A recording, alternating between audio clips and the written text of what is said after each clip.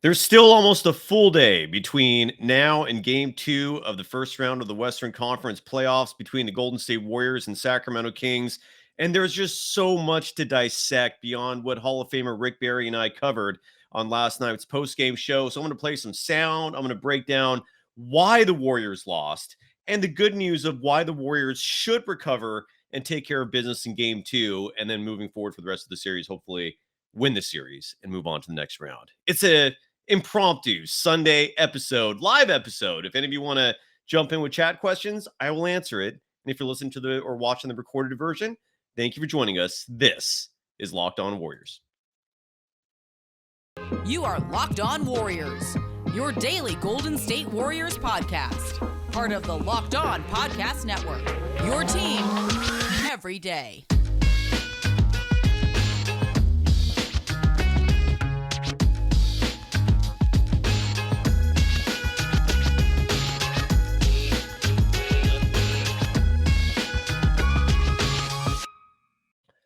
Thank you for making Locked On Warriors your first listen every day. We're free and available wherever you get podcasts. Today's episode is brought to you by Gametime. Download the Gametime app, create an account, and use the code LOCKEDONNBA for $20 off your first purchase. Last-minute tickets, lowest price guaranteed. And if you're trying to go to Game 2 at Golden One Center in downtown Sacramento, I think Gametime would be the way to go. Dub Nation, more representation is needed in downtown Sacramento. That arena was rocking with Kings fans.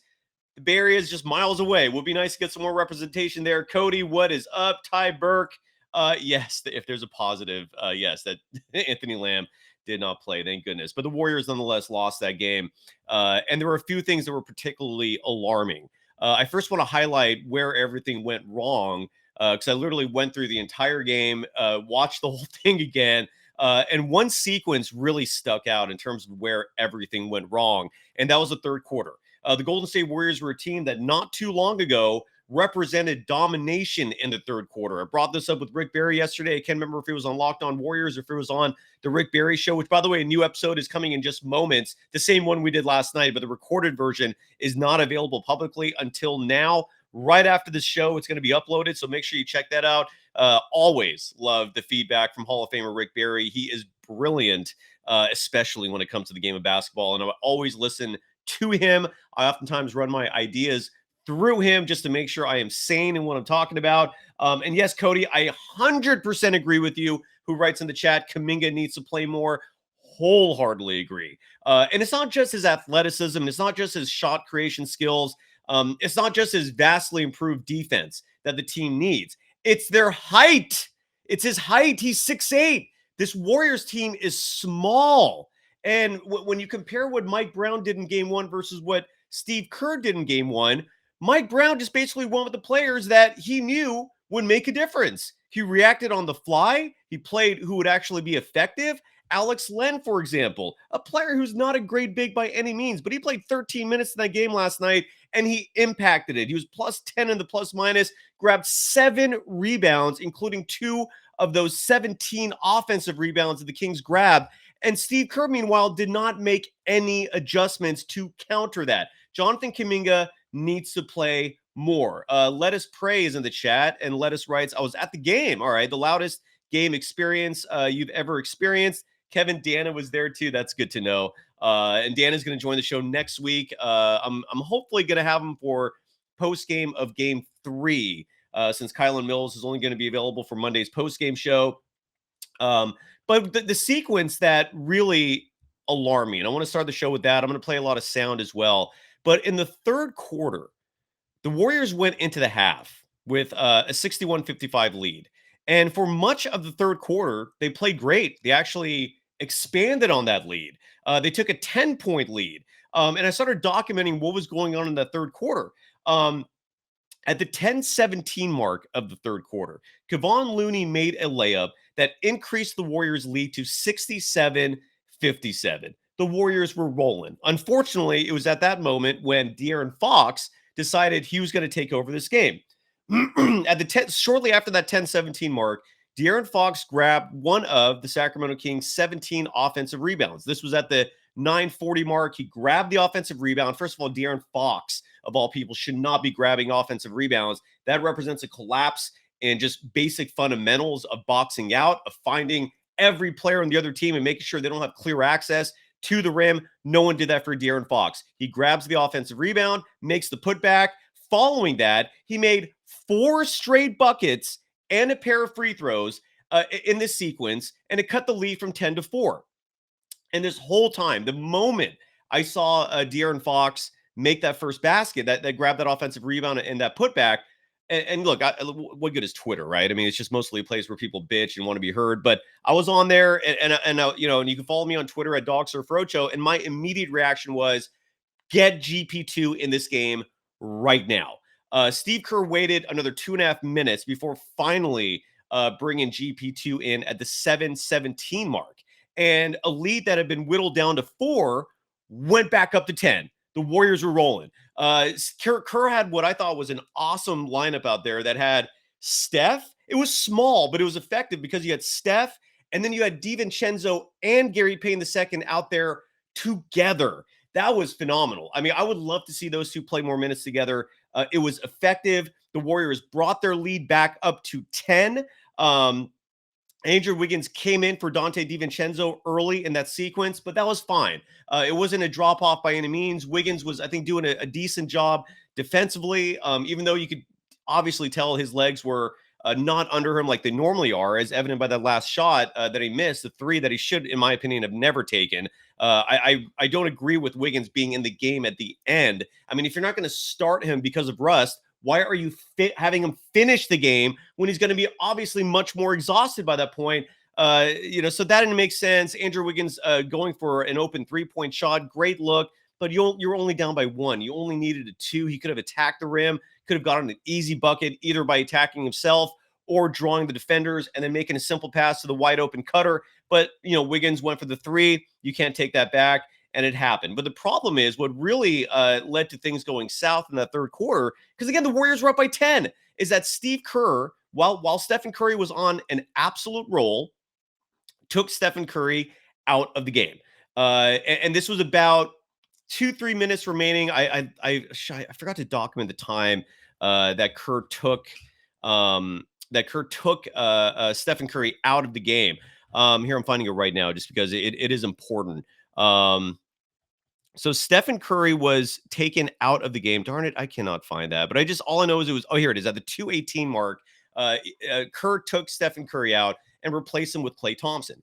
And that's when it all went downhill. The lead had been dropped to 8, but the Warriors were still in complete control. And then immediately after Stephen Curry comes out and Klay Thompson comes in, and side note, Klay Thompson did not have a good game. There was one sequence where he turned the ball over because he had his back turned to, I believe, Dante DiVincenzo, not even looking for the pass.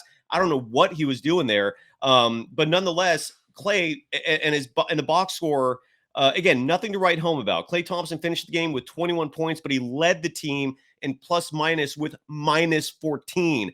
Not the way you want to lead your team. He was only 5 for 14 from beyond the arc. He did grab 6 rebounds. He did have 5 assists, but he also had 0 free throw attempts, had 1 turnover, missed a lot of crucial shots. And again, when the Warriors subbed out Stephen Curry for Klay, that is when the rock was rolled off the top of the mountain and everything started steamrolling, going wrong for the Golden State Warriors. And when the substitution happened, and I think this, and the moment was very clear, I think to anyone who watched the game, especially if you're a Warriors fan or probably a Kings fan, Andrew Wiggins was at the free throw line, and Kerr pulls Steph out of the game, brings Klay back in the game again in a moment where if Wiggins makes his 2 free throws, the Warriors are up by 10 again. Stephen Curry is killing him, but instead he pulls Steph out, brings Klay in. Wiggins misses both of his free throws. And that is when the trio of Warriors killers on that Kings roster, Trey Lyles, who seems to always play well against the Golden State Warriors, and credit to Mike Brown for being cognizant enough to play him, right? I feel like there were players on the Warriors roster that could have probably come in and made a similar difference. I'm thinking again of Jonathan Kuminga, who only played 9 minutes, 45 seconds. I'm thinking of JaMychal Green, who at least gives you height on a team that is diminutive. He is 6'9". got a DNP. Moses Moody, who played fantastic the last 3 games. Even though he's 6'5", he also has a 7'1" wingspan, which causes problems for opposing players trying to drive on him, trying to shoot over him. But whereas Mike Brown was playing exactly the players that he should have been playing, Kerr was not. And so we saw Trey Lyles start to eat the Warriors up. We saw De'Aaron Fox continue on his role. And then we also saw Malik Monk, who ended up with 32 points in this game. 32 points off the bench for Malik Monk. That is not far more, but that's more than anyone on the Warriors. Stephen Curry led the Warriors in scoring with 30. So, and it all went downhill from there. So one of the many things I'm hoping for is that Steve Kerr is aware of the fact that he needs to be more flexible with his rotation patterns, and he needs to adjust accordingly and not go by a script. I guarantee he took Steph out because he had his script. He had his whatever his plan is. We're going to get him out at this point. We're going to bring him in at this point. But that's not reactionary to what is going on live in the game. And not to mention in the postseason, where every game matters, obviously, Stephen Curry with 37 minutes leading the Warriors in total minutes could have played a few more, or leave him in there for the entirety of the third and then take him out. That was just a poor decision by Steve Kerr to let the Kings get back into this game, because again, the Warriors were leading by 10, and a huge fault again, taking Stephen Curry out when he shouldn't have, leaving Wiggins and giving Wiggins 28 minutes in this game, even though he had a solid game. He was 7 for 16 from the field. That would have been much better if he wasn't taking so many 3-pointers, because he was only 1 for 8 from beyond the arc. Wiggins did finish with 17 points, but you also saw him fatiguing near the end there. And why he was in the game to finish, that is beyond me. Now, look, the good news is hopefully Wiggins, with the experience, with the reps from this game, will look better, will be better conditioned, will have his rhythm more in cue for game 2. But that's just where it all went down south. And I had to kind of replay that moment and raise awareness of the fact that in game 2, Steve Kerr needs to make those adjustments faster, more efficiently, and just prevent other teams from kind of just going off and making the game completely one-sided, which is what De'Aaron Fox and the Kings ultimately did. When I come back, I'm going to play some sound from the game. There was a lot of it. Draymond Green actually was on his podcast today, said a couple of interesting things. I have those clips as well. I'm going to take a look at the chat in just a moment, see if there are any questions that you'd like me to answer. But first, I got to give love to Gametime. And look, there's someone in the chat right now that said they were at the game. Anyone in Dub Nation can also attend these games. It's just a 90-minute drive. I say just. I know there's a ton of traffic when you're driving through Vacaville and Fairfield. But still, it's not that far away. It's downtown Sac.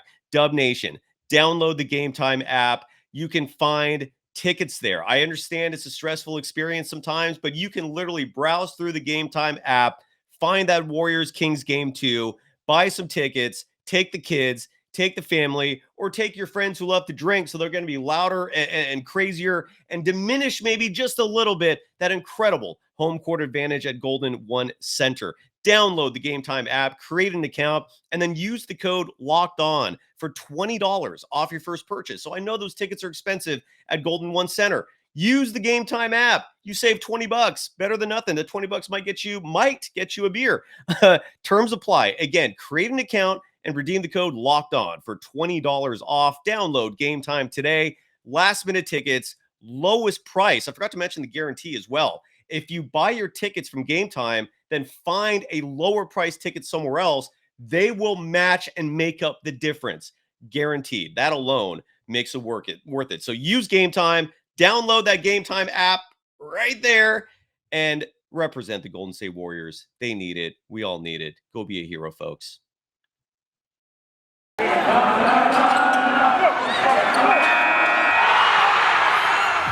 are Locked On Warriors, your daily Golden State Warriors podcast. Part of the Locked On Podcast Network, your team every day. Thank you for making Locked On Warriors your first listen every day. We're free and available wherever you get tickets. The real Darrell writes that Golden State has to keep playing Sabonis physical. They handled Sabonis. I mean, the strategy to minimize Domantas Sabonis was fantastic. Sabonis finished with 12 points, did have 16 rebounds, did have 5 of those 17 offensive rebounds that the Kings absolutely slaughtered the Warriors with. And a lot of that just comes down to the Warriors, again, being a microscopic small team. When you look at the starting lineup, for example, the Warriors starting lineup was Steph, Clay, Kevon Looney, Draymond Green, Dante DiVincenzo. DiVincenzo's 6'4".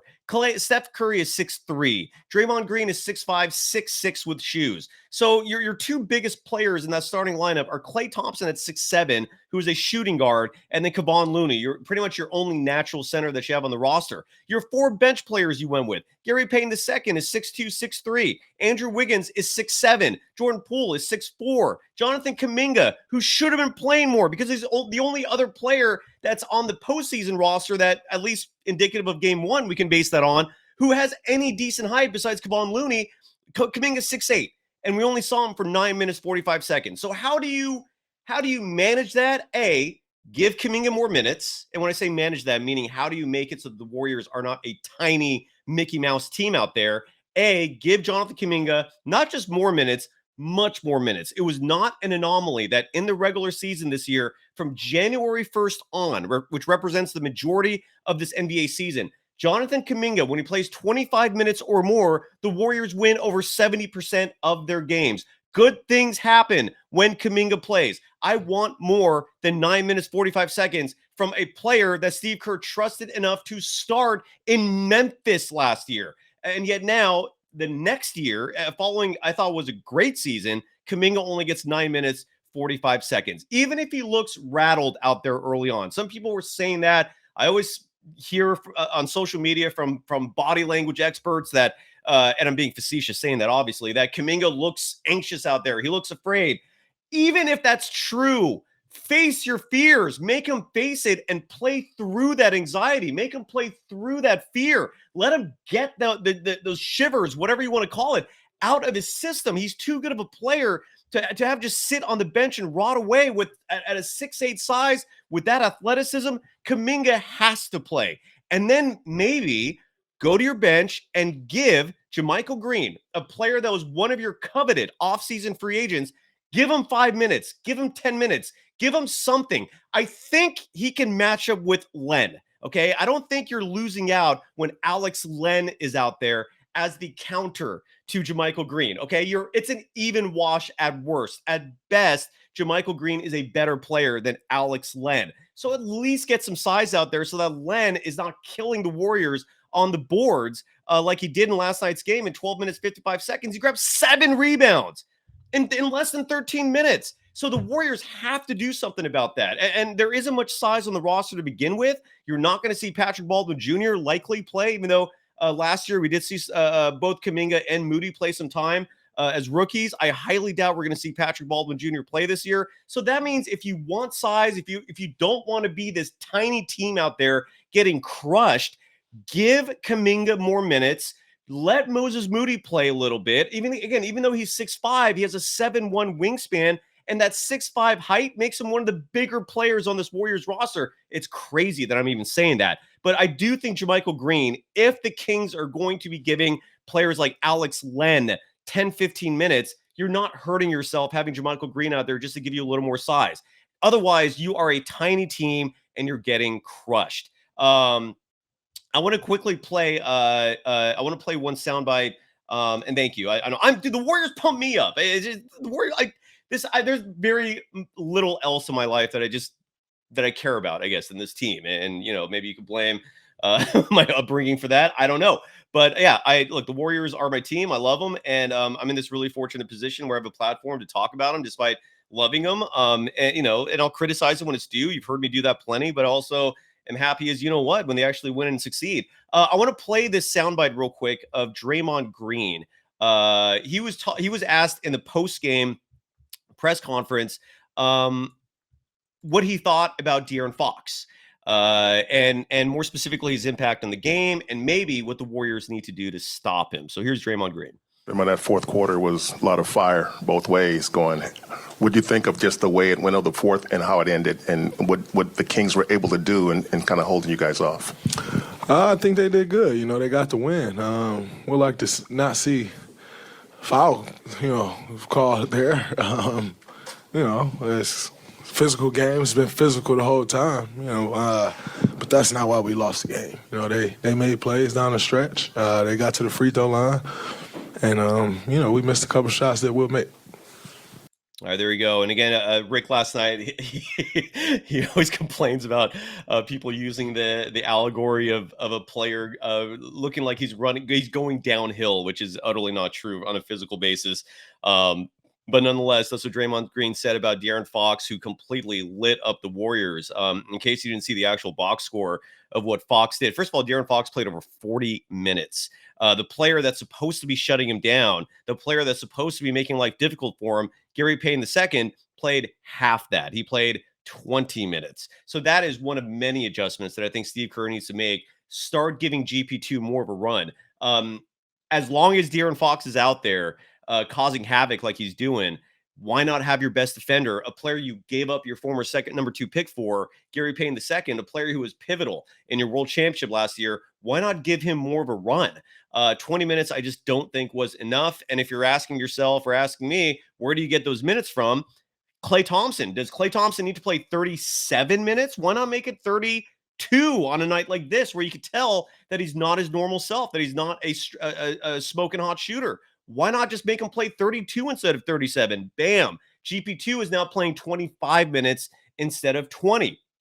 Andrew Wiggins in his first game back played 28 minutes. He hadn't played since before the All-Star game. You couldn't have made that 20 and had Gary Payton II get another 8 minutes there. All of a sudden, Gary Payton II, just from those two minor adjustments I just presented, could play 33 minutes in last night's game. That is how simple it is to find minutes for players. Again, but for some reason, I'm not the coach of this team, obviously. When we come back, I'm going to play some more sound. First, got to give some love to PrizePicks. Oh, they're one of my favorite. And I'm also going to ask real quick. Let me just address one question here. And it was all about Cody Schneck-Snyder. Did I pronounce it right? Schneck-Snyder wrote that 80% of the Kings offense was De'Aaron Fox or Malik Monk. And Malik Monk, I'm glad Draymond Green has called him. And I'm going to play some sound from Draymond from his podcast today talking about Malik Monk, because he attributed Monk as being much more concerning with those 32 points than De'Aaron Fox was with what did Fox have total? He had 38 points to go along with 5 assists. So I'm going to play that sound in a moment. But I mean, look, besides obvious fundamentals, which is staying in front of your defender, don't be a damn traffic cone. I think you have to play your best defensive players. As I mentioned in the third quarter, the Warriors for a brief moment there had a lineup that had both Gary Payton II and Dante DiVincenzo. That is awesome. You're going to be, if you routinely play those two together, Fox, Monk, anyone else, they're not flying to the rim unimpeded like they were last night. So that's one suggestion. But ultimately, I think it's just part of the reason why you have guys like that open too is because of the Warriors' size. And this is where getting bigger helps as well. When you're a small team, oftentimes in the way the Warriors play defense, they play what's called defense on a string, right? Where they're a switch happy defense. They oftentimes don't get burned because they switch with players who can defend almost all 5 positions. The problem with that strategy, though, is when you're a really small team and you get mismatches down low, you have to bring help defense. You have to double. And the Warriors did that a lot in last night's game. And the problem is when that help defense comes, if the other team is really smart, like what the Kings are, they're going to be cutting all day to the basket. And you're going to get open passes. You're going to get assists. You're going to get easy baskets. So one solution to that, play bigger players so that you don't need that help defense coming consistently. And on top of that, play players who can legitimately play good defense. And again, that's where you have Dante DiVincenzo. You have Gary Payton II. Play them more. Play them together. I don't mind that. But that's just one of the reasons. There's no easy answer for that overall. But I got to give some love again to PrizePicks. Let me get that overlay here real quick. PrizePicks. And I love talking to Rick about that. Could you imagine if PrizePicks existed in the 70s? Like, who would be the players you'd be betting on? I feel like Artis Gilmore would be a monster when it comes to rebounding and blocks. I know the Celtics had a bunch of good players. I would have bet money on Rick all day, every day. But and one of the beautiful things, for any of you folks that are in California, because when I do the FanDuel reads, all I want to do is play FanDuel. But here in California, it's still illegal. PrizePicks is not illegal. And on top of that, PrizePicks is super safe and efficient when it comes to payouts. You don't have to deal with sketchy wire services. You deposit your money safely. You get your money out safely. The whole premise, in case you're unfamiliar with PrizePicks, is you're betting on individual players. As I'm recording this right now, the Suns and the Clippers are playing. You could have bet on Kevin Durant and an over-under of how many points he's going to score. Probably 25. Kawhi Leonard is another player you could bet on. Is he going to score more or less than 28 points, for example? That's the premise of PrizePicks. It's over-unders, it's individuals, it's not just points, it's rebounds, it's assists, and it's not just basketball. You can literally pick one player from the NBA and one player from Major League Baseball. Download the PrizePicks app or go to prizepicks.com to sign up and play daily fantasy sports. First-time users can receive a 100% instant deposit match up to $100 with the promo code Locked On. If you deposit $100, PrizePicks will give you $100. If you deposit $50, they'll still give you $50. Whatever you put in there, they will match for your first time deposit. Don't forget to enter the promo code Locked On at sign up for an instant deposit match of up to $100.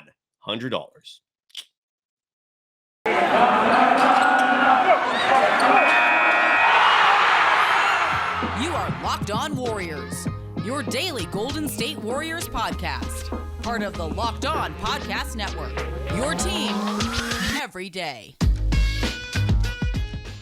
Thank you for making Locked On Warriors your first listen every day. Everydayers. That's the term that we here at Locked On are referring to our hardcore, passionate fans who literally watch us every day that we upload a show.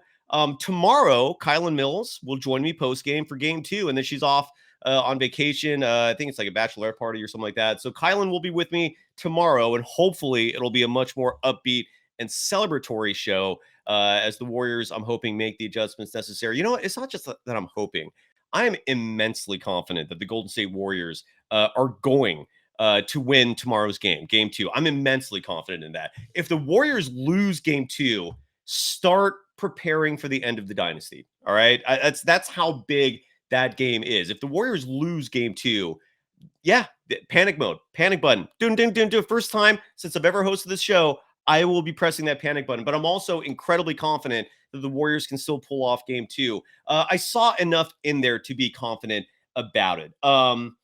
PKTSDC, by the way, what's up, G Martinez, writes, I want to race with me surfing wise. Could you elaborate on that? I don't know. I've never raced with someone when it comes to surfing. I don't know what that means. Ty Burke, I agree with what you just wrote right now, that was the Kings' best punch. Why don't we hear from Steve Kerr, the head coach of the Golden State Warriors, an individual who I think was out-coached in Game 1. But look, he's won 4 titles. He has 9 rings to his name, both as a player and a head coach. The man knows about winning in the postseason. So why don't we hear from Steve Kerr on why he remains optimistic about his Golden State Warriors team. We'll look at the tape and see if there's something we want to do differently. But, you know, all in all, to come out here, 10-point lead in the second half, did plenty of good things, had a chance to win at the end. I think we're in a pretty good place, but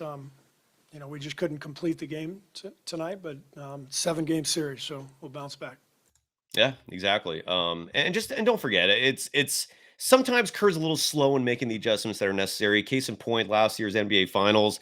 In case you folks forgot, GP2, who had broken his arm 2 rounds earlier by Dylan Brooks, he was ready to go and play. Steve Kerr opted not to play him in Game 1. Warriors lose. He made the adjustment. All of a sudden, GP2 was playing big minutes, and not big minutes, but by his standards coming off that injury, it was big minutes. And it made a huge difference. The Warriors won Game 2. And then, of course, how can you forget Game 4, Steph, the stuff of legends. That was the kind of performance you'll be watching when you're old on a 30x30 or whatever is on TV or whatever, however way we consume media in the future. But that was the stuff of legends. So what phenomenal memories. Django writes, where's Kylan? She's going to be joining me for post-game tomorrow night for Game 2. This was a very impromptu show that I decided last minute to do just because there was too much to talk about that I did not touch on last night. One thing that I was really happy about in terms of what I heard from Steve Kerr, and I don't have the soundbite on me, but one of the first things he talked about in the post-game presser was how the offensive rebounds concern him. He cited that as like arguably the biggest reason why the Warriors lost. And I'm really, really happy he said that, because that stuck out to me too. That was one of the first things I mentioned with the Hall of Famer Rick Barry, who was on with me last night. The offensive rebound stat was abysmal. It was to me the biggest reason why the Kings won, because every time the Warriors would get key important defensive stops, bam, offensive rebound, second chance opportunity. And it happened 17 times. The Warriors had 9 offensive rebounds. The Kings had 17. Among those, Sabonis, even though offensively he didn't do much, only scored 12 points, he did have 5 of those offensive rebounds. Alex Len, who I was talking about just a moment ago, a player that JaMychal Green could and should match up with, grabbed 2 of those 17 offensive rebounds. He had 7 rebounds total.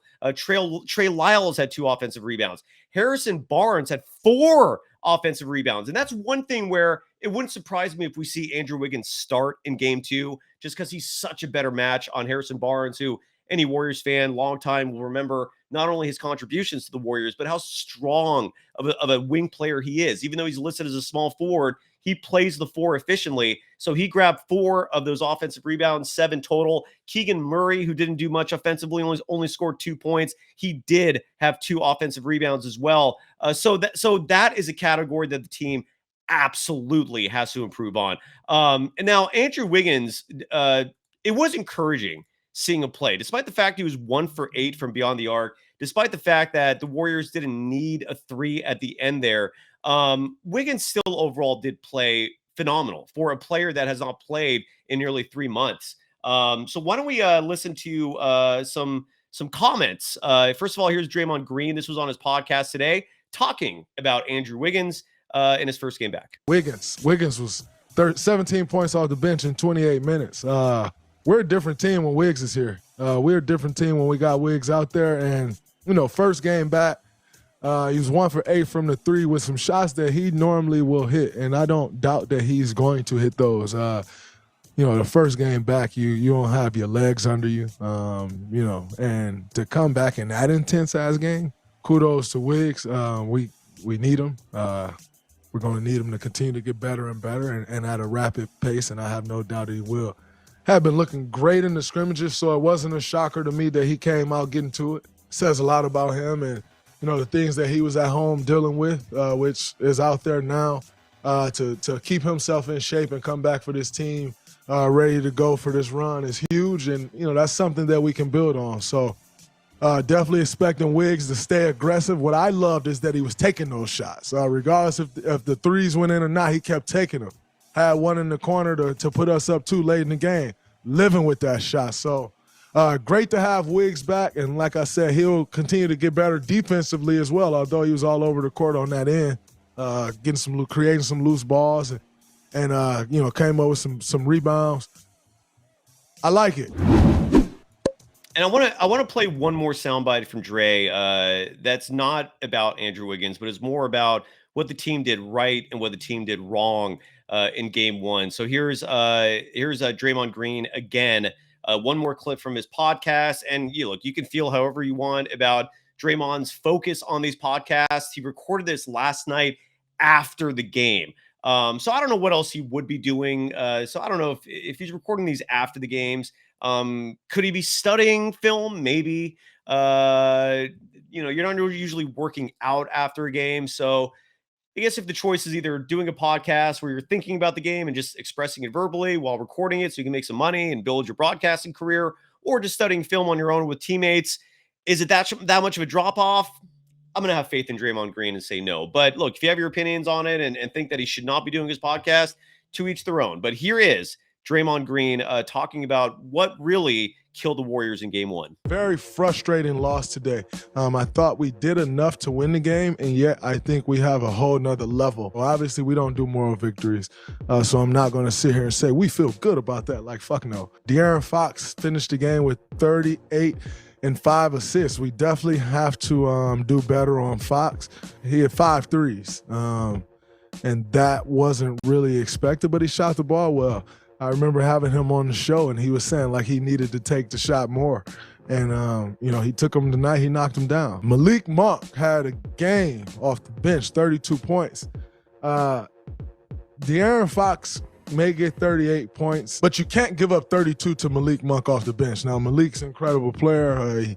He's 2 for 4 from the three, so it wasn't three-point line, but he got downhill and put a lot of pressure on our defense. Trey Lyles also had a big game off the bench. Trey Lyles had 17 points off the bench, so there it is right there. Like, you give up 49 points off the bench to 2 guys. It's hard to overcome that. 17 offensive rebounds. We got to, their offense, when nobody had nothing going, what kept them in the game was the offensive rebounds. But we didn't do a good job of that tonight, and ultimately, it ended up costing us the game. Yeah, exactly. And yeah, I agree with Ty Burke, who's writing that you're actually calm now after seeing those Draymond attributions. I totally agree. It's a relief seeing individuals who have self-awareness, right? I mean, you don't get that enough, in my humble opinion, in this world. So one last thing, someone wrote in the chat about Kevin Huerter, who I'm guessing was also a major focus of the Golden State Warriors defensively because of how easily he can hurt you. In 31 minutes of play, Huerter was just 3 of 12 from the field. He was 0 for 5 from beyond the arc and finished with just 6 points. Now, the concern that the person wrote, and I can't find it, I'm sorry, but is he going to play like that again in game 2? Hell no. Huerter will have much better numbers. There's no way he's going to go 0 for from beyond the arc in game 2. So the Warriors have to not only figure out how to prevent players like Malik Monk, Trey Lyles, who seems to always eat up the Warriors. It's crazy how so many players just, for some reason, when Golden State comes in town, their eyes light up and their performance levels go at an extraordinary level. So besides having to worry about a Trey Lyles type, a Malik Monk type, you also have to make sure that the strategy that was effective on the starters like Sabonis and Kevin Huerter maintain effectiveness, right? Because they're going to make adjustments too to probably improve those figures. So it's a little bit concerning in that regard. And I'm hoping the adjustment for game 2 for the Warriors is to at least counter with some more size. They have to do that. You have the talent, you have the personnel on that bench to improve your perimeter defense. And what I'm referring to is DiVincenzo, Gary Payton II, who needs more minutes. Andrew Wiggins is still a solid perimeter defender, even though Draymond Green said he was iffy out there in his first game back after nearly 3 months. But you also need to give Kuminga more minutes. At 6'8", he is one of the only players on your team with size. He has to be out there. So let's hope we see those adjustments for game 2. Thank you so much for joining me for today's show, for the actual impromptu episode of Locked On Warriors on a late Sunday. Hey, Tommy, I appreciate you with the kind words. So we'll be back at this tomorrow night with Kylan Mills. We're going to do a live post-game edition, and let's hope it's celebratory because you will see me panicking a little bit for the first time since I first hosted this show. It was the first time where I will be legitimately worried. The game 2 in Sacramento is going to be huge. Ty, thank you, sir, as well. Thank you, Ranger. Thank you to everyone else. And again, I'm feeling great about the Golden State Warriors in game 2. I'm feeling fantastic about it. But if something happens, there might be a panic button press. Let's hope it doesn't get to the point. Regardless, game 2 post game, Kylan Mills and I will be hosting tomorrow night, and let's go Warriors. Let's hope it happens. Thank you, everyone, again, and we'll be back.